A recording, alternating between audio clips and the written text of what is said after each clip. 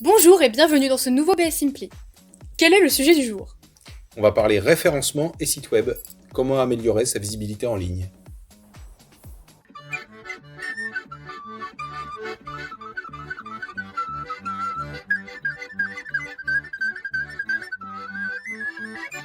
Emeric, chez BSI, on propose des sites web à nos clients.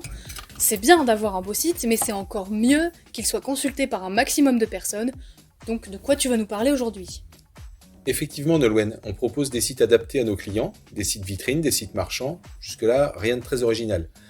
Là où on va se différencier, c'est dans la capacité à rendre le site de nos clients très visible, de manière à ce qu'il arrive dans les premiers résultats de Google.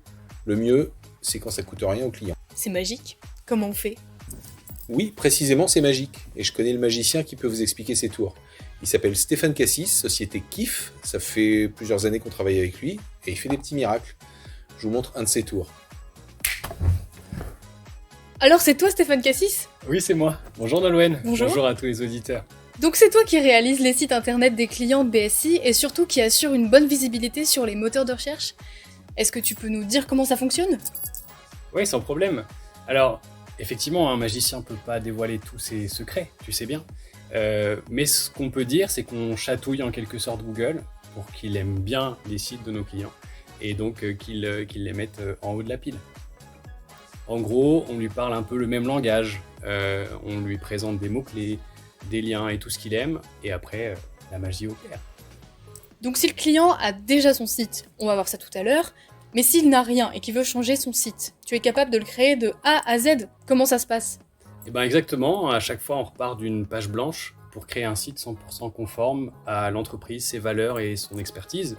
Et puis on y ajoute des fonctionnalités un peu sympas, parfois on peut y mettre des formulaires, du paiement, de la réservation, des galeries photos et tout plein de trucs super stylés.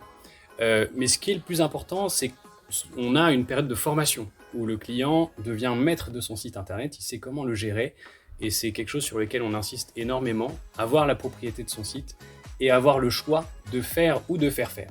Et ça, c'est vrai, je pense, dans tous les domaines d'activité. Tu parles de formation. Ça signifie que le client peut bénéficier d'une prise en charge par son OPCO pour l'aider à financer son projet? Exactement, en fait on peut faire un plan de formation, soit pour la création du site, soit même pour la prise en main, le référencement et même tous les autres outils web. Toutes les entreprises ont des prises en charge par leurs opérateurs de compétences et bien souvent on a des belles surprises. Parfois il y a des prises en charge qui vont jusqu'à 100% et c'est même très très fréquent. Et concernant le référencement, c'est souvent ce qui intéresse le plus nos clients. Est-ce que tu peux nous présenter quelques pistes? Ah, la fameuse question du référencement. Eh ben là, je suis pas magicien, Nolwenn. Donc aujourd'hui, on connaît les bonnes pratiques. On sait que Google a globalement une recette magique. Et dans le référencement, il y a deux grands mondes. Le premier, c'est ce qu'on appelle le référencement naturel, le SEO.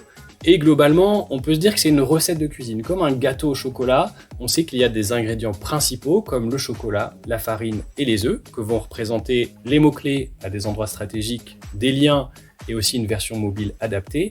Et on sait aussi qu'il y a des petits ingrédients un peu sympas qui permettent d'avoir une meilleure recette, un meilleur gâteau. Et là, ça peut être par exemple un temps de chargement limité et puis une sécurisation du site. Alors tu as parlé de deux grands mondes. C'est quoi le deuxième? En réalité, il y a même trois mondes si on compte la publicité et Google Ads.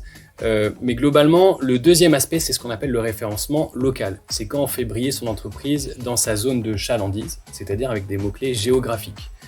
Et les deux ensemble, c'est un peu comme un duo gagnant avec le magicien et sa baguette, tu vois. Et du coup, comment on relie tout ça? Le site, la fiche Google, les réseaux sociaux, ça fait beaucoup de choses à gérer, non?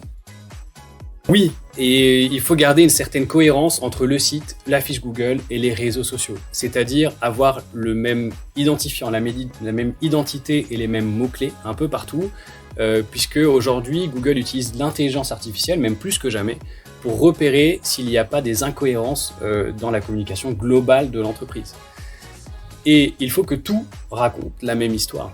Google comprend mieux les clients aussi, et globalement, quand Google aime bien, on est mieux référencé. Merci Stéphane. Un mot pour la fin?